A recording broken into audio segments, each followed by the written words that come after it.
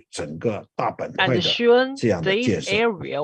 那这个就是我们现在看到的已经成型的这3栋正在装修。那么这个整个就是我们的目前的孵化园。那这是我们的岩谷国际博览中心，离开机场只有几分钟的时间。这是橘黄色的，红色的是我们的岩谷现在的孵化园。那么这个黄色的是镇江省政府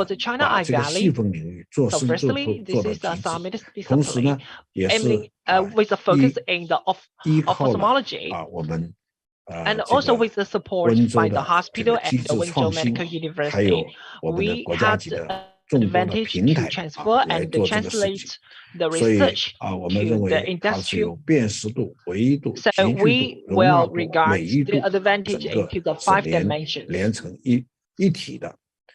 那么我们的底气 And 来自于我们 then 的这个 the 国家 reason 重 why 点 we 实验 will 室、国 have 家 so 工程 much 技术研究 confidence 中心、国 in 家 this 药剂重 project 点实验室、国家 is 临床 that 医 we 学 are 研 the 究中 only 心 state level 这样的 innovation 这个国家级 platform 创新平台我们也号称大满贯。同时这些年我们的这个科研究的能力不断的提升，我们已经连续4年在中国医学科学院的中国医院排行榜上位居全国眼科专科医院的第1名。Which has been a great reflection and indication for the science and research ability. And also at the same time, we are 国家卫生健康委一直在推进的全国3级公立医院绩效考核眼科医院全国第1。这个也是我们的底气。我们坚持党的20大提出的。把发展经济的着力点放在实体经济上，这是总书记的话。所以我们为什么会得到党委政府的支持？正是因为我们努力把科技转化为生产力。所以浙江省的省委书记提出要在中国眼骨建立世界眼健康中心，建成科技高地、人才高地、产业高地、医疗高地，也就是我们的现在也是政治局委员了就是袁家军书记提的一中心4高地。我们的省长提出这个中国眼骨是小眼球推动大产业、小缺口催化大场景。他也看了以后。也是给予非常的鼓励。我们的市委书记、市长提出对中国眼骨高看1眼、厚矮3分。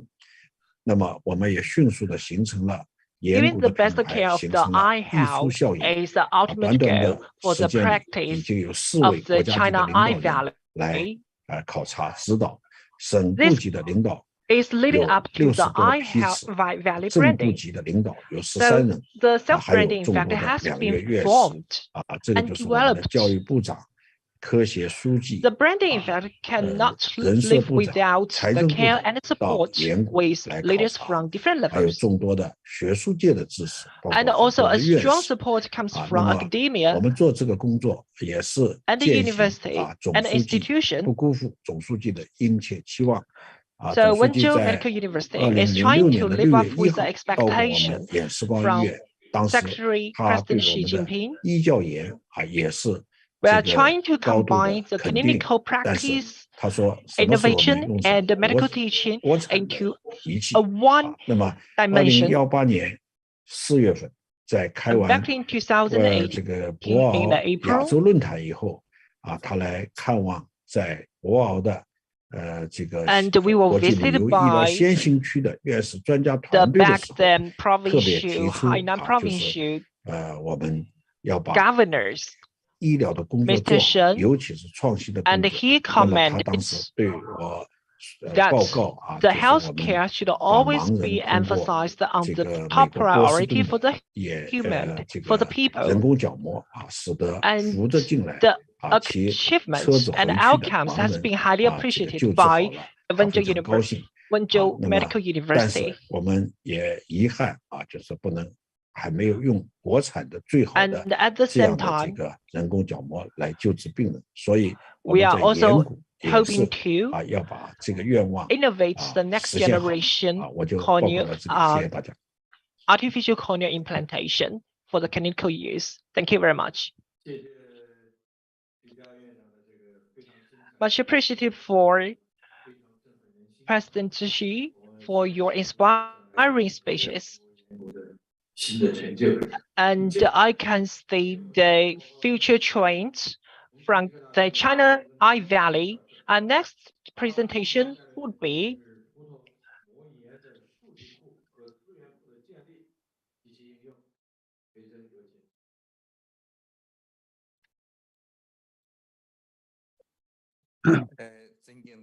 Well, dear Professor Zhang, Professor Li, dear guests, my great pleasure to join you here in Huaxia. This has been the 3rd session, and also it is going to be listed in the public tomorrow. And today what I'm going to share with you is about the report and establishment the application of UVA IDES database and resource library. And first, I think you probably know the reason for this database. For that, because the hepatitis is a big class of disease, and most patients in the outpatient clinics and also in the cancer outpatient are easy to lose. So I thought about it, but this problem when I graduated from PhD. So in the first outpatient clinic, we wrote the patient's medical records in 2 copies. One was the simple clinical examination, and the other one recorded in detail. And the patient was diagnosed, the medical history coming into diagnosis, the recurrence of the treatment at that time, and every time we did the examination, and until now we have established the hepatitis patients in the world has with more than 30,000 copies. This is all built by us and the hospital medical record system. And its difference is because continuity, consistency, integrity, systematicness, and traceability. It improves an important resource for us to study the hepatitis. So the second one is that we set up the sample bank of the hepatitis patients. Then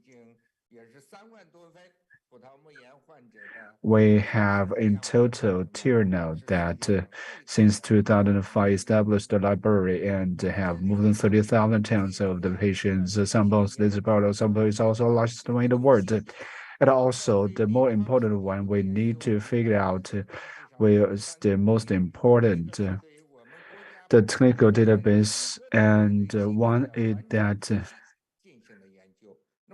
complete progress of the disease and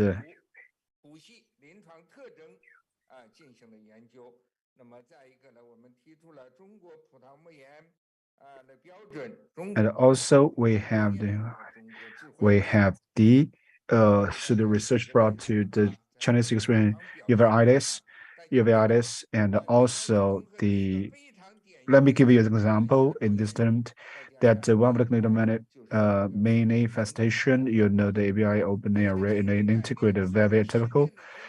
And the characteristic is sunset inflammation. You see that the first row in this typical sunset inflammation at the top. And with the time goes by, we see these patients after 54 months of the onset of the disease. So we say this is the sunset inflammation. And through the diagnosis, and we could know the dynamic change of the patient, and also in terms of the clinical characteristics of that, that is the abundant syndrome or in arthritis support assistance. So we established the methods to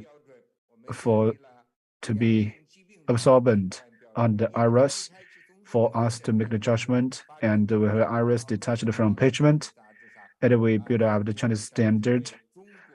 And so diagnostic criteria for the 2 diseases. One is the diagnostic criteria for micro open zone syndrome published in the journal.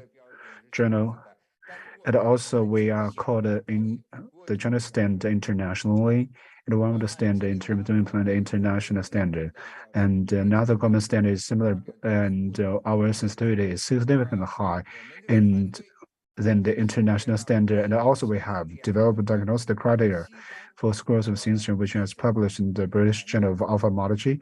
So for our team, also it is the only one in the world that has formulated 2 standards and being adopted by the West. And also we have established China's treatment plan. Then there are 2 different types of treatment plans. This treatment, hepatitis, it starts with the small dose of the syndrome, and this scheme that we found that is a good effect. Well, in this clinical focus of hepatitis, we specifically talked about China, Chinese wisdom in the treatment of hepatitis, and also the post-forward guiding ideology of hepatitis treatment, and also the treatment principles of hepatitis were also formulated. And also we have created a treatment strategy for hepatitis, then passed it. The above clinic we have published for Chinese monographs on hepatitis, and also we have published the English mono of hepatitis, the English mono hepatitis, which has been more than 800 pages. I finished 1.75 million words by myself. I wrote out by myself. And though this is has been one of the three major uveitis academic books in the world, and also it used a large number of pictures to introduce the characteristics of these clinical manifestations uveitis in China. So another one is that we did some samples of uveitis patients. In a series of studies, we found that the first time that the 17 cells played an important role in the occurrence of hepatitis. Some pathological genes of hepatitis were also found, and also according to we established the theory that we put forward the imbalance the staker reagent cell in hepatitis. And also I know that per doesn't the free contribution for the Maclean, and also the editor-in-chief invited us to publish twice, and published 2 articles in the Maclean introduced about theory and according to our studies, there are 2 articles published in this there are only 2 teams could publish 2 articles in this things, and we are one of them. And the article published in the sum is on the basis of the sample library and the databases. And in total, there are 29 articles with more than 10 IF factors, and also the total of more than 270 articles have been published, which is not counted as the first and or 10th we participated in it. And also, this is the comparative paper published by our team in the field of international uveitis in the past 10 years with other teams. So we could see that total number of SCI papers we are sending publishing is more than 20 papers with a total impact factors of 10 points. The total number of the rank first in the world, and that's why we can do this, because we have established the 2 library the database we have introduced. So the first point is that we'd like to share with you is that the establishment of the database and sample library is of great importance, and our experience. The resources are the most important. We need a most formal one.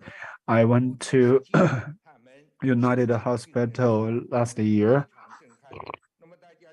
and also we attended when there we see a large probe exhibition board in the hall showing the patient data collected by corneal code in different periods, which is often very shocking, and that's why we know that combining 2 things of excellency guidance is one of the famous one.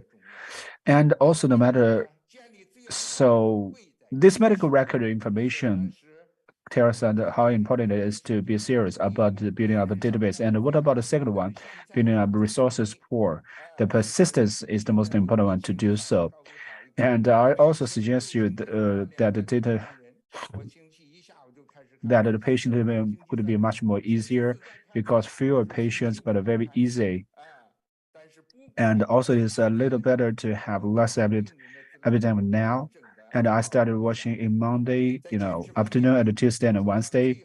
It's over on Thursday and sometime on Friday. But no matter how busy and tired you are, we have kept the patient's data completely in terms of persistency.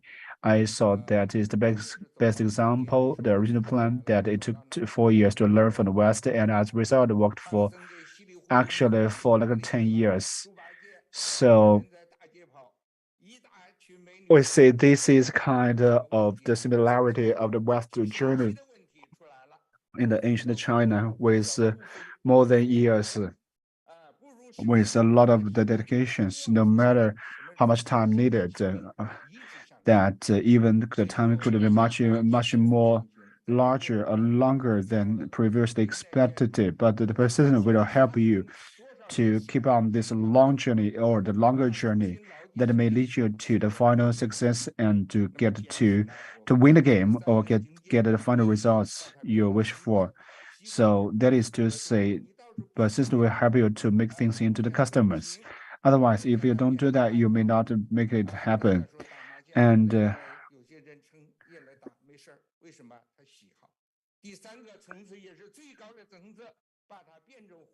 also that the other one is to really turn into like the breathing of the function of the heart, and make it like the beating of the heart.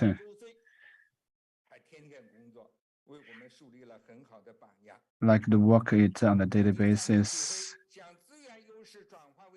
And also third one is to turn the resources into the academic results according to clinical results and the database.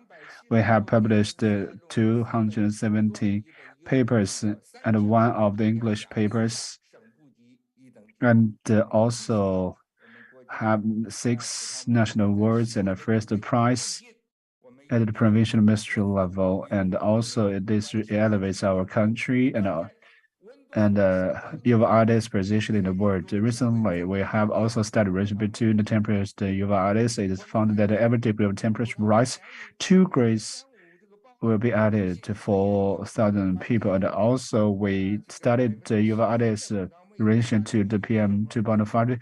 A study was conducted to discover that 70% of the UV artists related to PM 2.5. Recently, we studied the GDP again, relationship between the UV artists, and also the paper has been finished. It is now has been submitted for publication also. So during the process of diagnosis and treatment of the diagnosis, we are thinking about the relationship of diagnosis and life and a lot of people and disease, and we brought all them and even made them published as a literature. First one is the I'm Your Eye, and the second one is Every Job is a Love. And by writing them, it's for the reflection for me as the chief editor, for the reflection of understanding of real diagnosis and the care for the patients.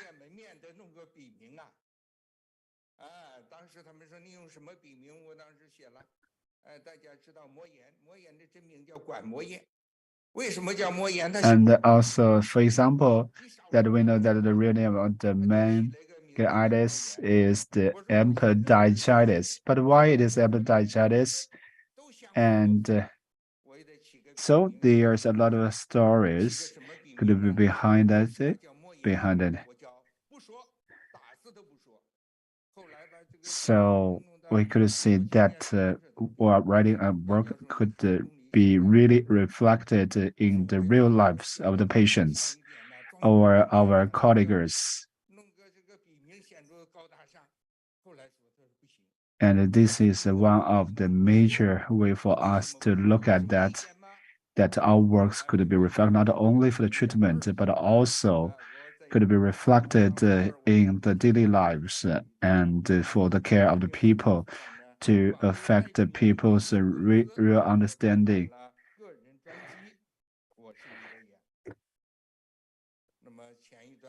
So previously, I told my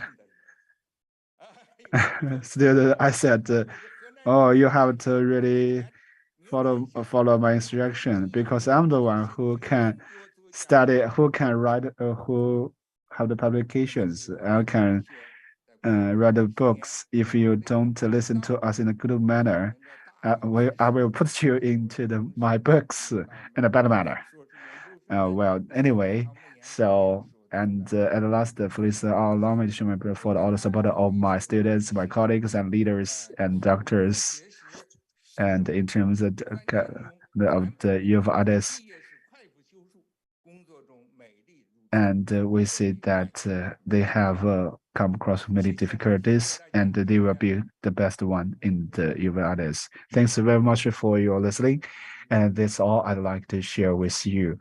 Thanks. And thanks very much for the professorship, which is a very forward-looking and institutional one. And this job has stood the test of the time. And also, it is a very united one, which laid a solid foundation for the whole as a kind of infrastructure. So which will lead us into the front line of the artists, and we could say he have contributed all his life to the development of the artists in China. That's one. So let's move to the next speaker.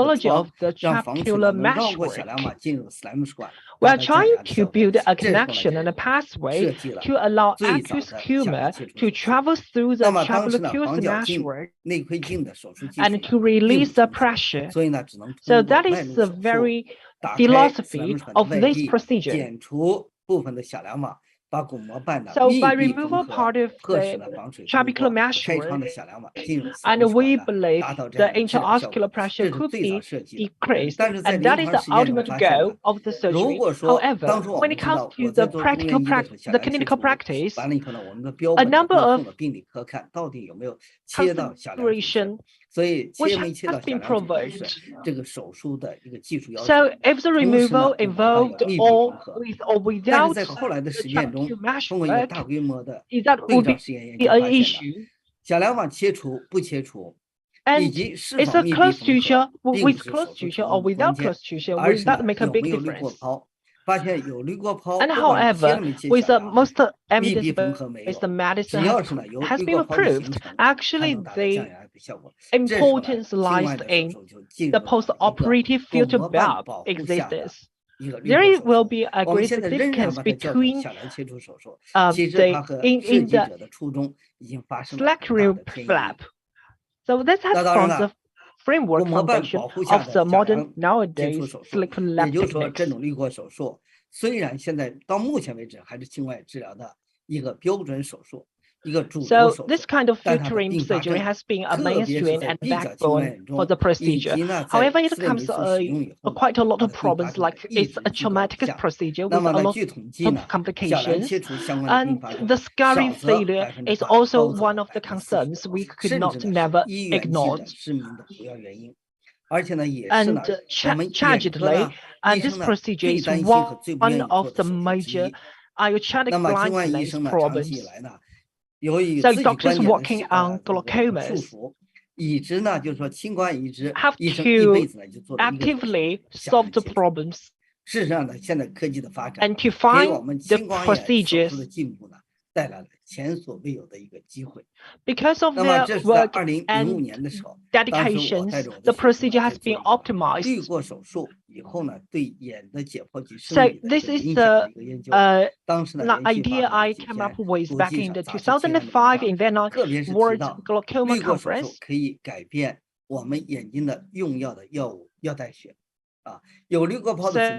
And back then I came up with the idea that the filtering surgery could alter the pharmacodynamics of the medicine. And for this filtering surgery, an anatomy structure has been altered and reformed. So a successful filtering surgery would definitely better the outcomes. And some different number of immunoresistance could extend from this procedure as well. So here's a question: do we need the filtering bulb or the filtering pathway? And this is a critical situation that we need to work out to solve out the scientific questions. So let's take a look at how is the transformation and innovation for the minimally invasive glaucoma surgery. So as you can see, with the development of the surgery, and it has developed from the outflow pathway of the trabecular meshwork and progressive to the uvea scleral outflow pathway.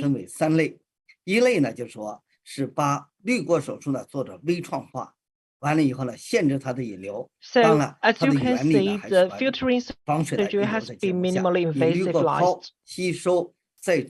The GNH could be the mainstream at the moment. And also, GNH will play a significant role in depression. So we have a number of different procedures, including eye stents and the trabecular ablation, cohort dual blades, and epic and jet.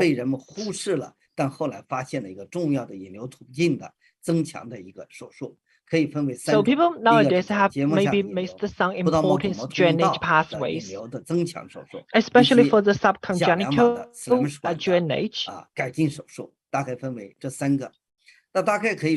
this is the three major categories I mentioned above. Okay, let's take a look at the stage one back in around 2005. It's just about the time for introduction and learning.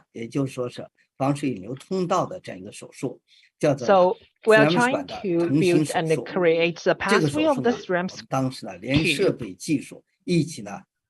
This is the most popular surgery and most healing surgery at that time. The techniques had been brought from overseas. And the procedure facing to China's market, which means China has entered into a new era of glaucoma surgery. And the next stage would be ablation. And now is 那么小梁修容手术呢，就是对小梁切除手术的一个内陆化的一个手术。那么过去呢是巩膜瓣打开了以后呢，通过斯莱姆管完了以后，在小梁把它打开一个创。那现在呢，直接用一个高频的这个电解刀，在小梁上切出一段小梁，那也就是说开一个窗来实现了这个1968年 Karen 他们的设计的小梁切除的这个概念。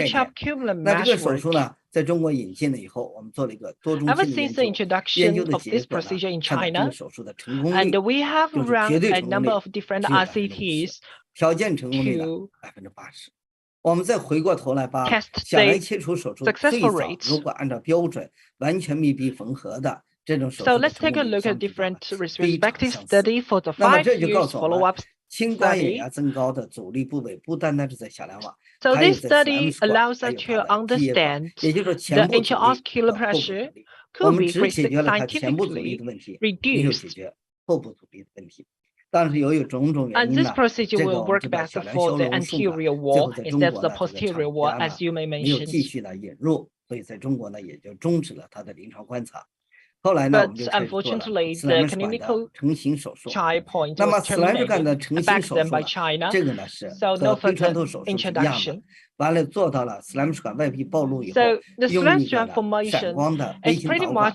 完了以后，通过粘痰剂扩张斯莱姆管，以及引入一个缝线，在小梁网形成张力以后，达到了减压的目的。那我们可以来看一下这个手术斯莱姆管。我们先看上一个。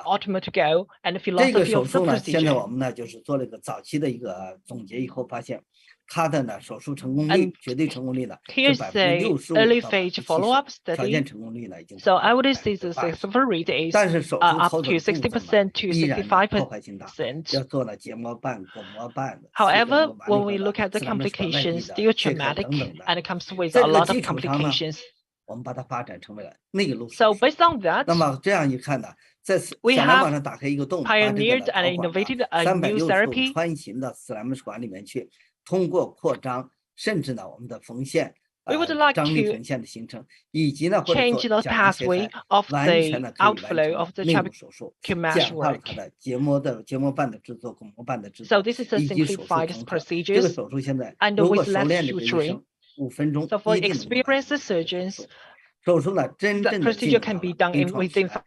那么微创手术时代的一个标志，第一，切口是不是minimally invasive surgery? 小得多？ We have a 第二个， very small 有没有利用呢潜在的生理空间？And we just try to make the best of the biological space and cavity to do the procedure. So unlike the conventional therapies, and we just deploy the idea of the minimally invasive and to reduce the pain and to promote a faster healing. So for the second phase, we have made a different innovation and change. 当时呢，要按照非穿透手术的方法去做， 做这个3扩张手术， we are making sure the aqueous humor could travel out from the pathway, and we are trying to rebuild the pathway to allow a smooth connection for the aqueous humor. 不做呢这一步了，而且为内陆手术呢建立了理论基础。 发现呢，你 So this is the basic philosophy of the procedure. 和内陆的这种操作的效果呢，完全是一样的。所以呢，为内陆手术 it has a non-inferior 理论基础。 side 这篇文章呢， for the 发表在 traditional 国外的期 therapy. 刊上。 And this work 那么 has been 同时呢， published 我们 for 发 the 现呢， under 中国呢， international 很多 journal. 做了小梁切除、多次小梁切除失败的病人，要做这个手术的时候呢， Especially for 很 the 难在斯莱姆 patients 管内呢， has 进 been 行 experienced 360度 with 的张力缝线， multiple 因为 failure 很多小梁 attempts 的部分呢被切断了。 那这时候 because 我们 of 创 the 立了跨越 breaking 式 down of 无 the 限张力 stream 的这样一个手术。 那么在多次手术失败的病人中呢，他的这个 we do not have 斯 enough 莱姆管的 support 成型手术 a 也 space 获得了成功。 and 那 a 么 retraction 在这个基 force. 础上，我们建立了我们自己的关于多次手 And 术 the 失败 innovative 小梁 therapy 被 could 切 also be 断的 applied 这 in 种 this 患 group 者 of 再 patients. 手术的一个新技术。那么这个手术呢，引进到中国的时候， And 我们 also 呢 when 在 we 这里 look 还有一个 at 小 the 故事 innovation 来跟大家 part, 分享一下。当时我们想，既然是这个 I would like to 管道 talk a 可以 little 在 bit 斯莱姆 more 管内 about the 360度 procedure. 行走，而且可以准确的 So, 定位。我 as 们 I 能不能 mentioned 把它用在 previously, the 先天性 procedure can 青 be 光眼 done like in a circular procedure for 330 degrees. The key problem is can we successfully locate accurately the trabecular meshwork, and also to remove the pseudotrabecular meshwork. So the accurate location of the stretch tube is a key importance for the procedure. And initially we have performed the 3 patients. Because of the disease connective tissue and making the connection which is difficult to travel past. So we would call it not a great success. And 3 years ago, we have invented a brand new therapy and procedure, and another 3 patients have been recruited. And for this time, we have won a complete success. So when we look back to the failure cases, and which reminds us to rethink the reasons of failure.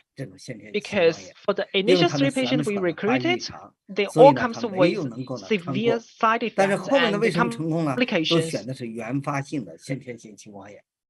And the reason why the latest 3 patients has been a success is that the later patients, they are all first in the scope of the primary glaucoma.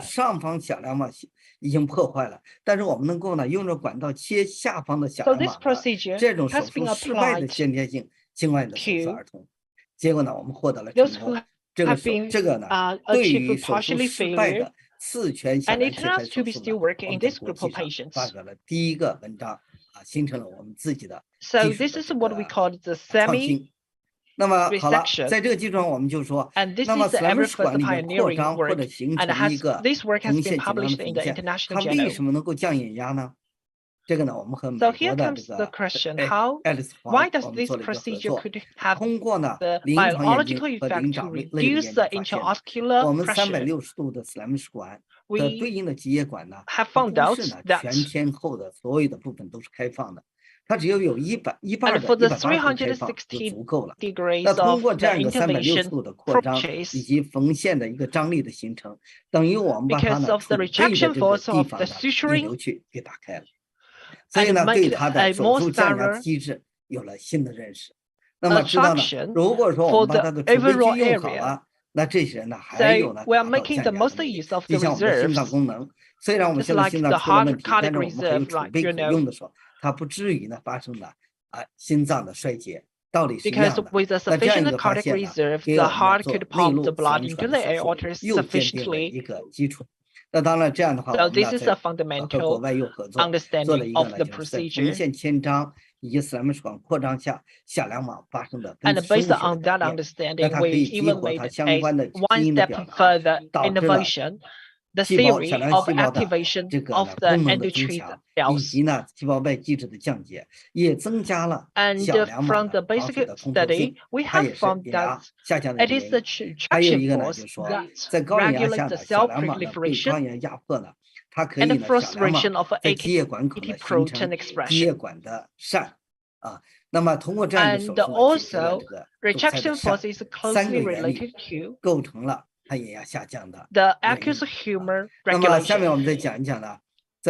And next, I would like to mention a little bit more about the microcatheter-guided, minimally invasive glaucoma surgery, which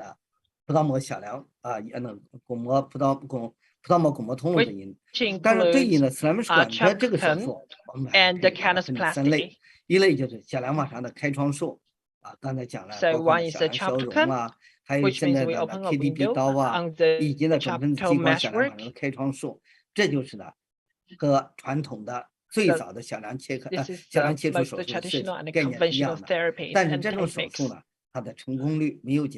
But this kind of surgery usually comes with a not very satisfactory successful rate. Then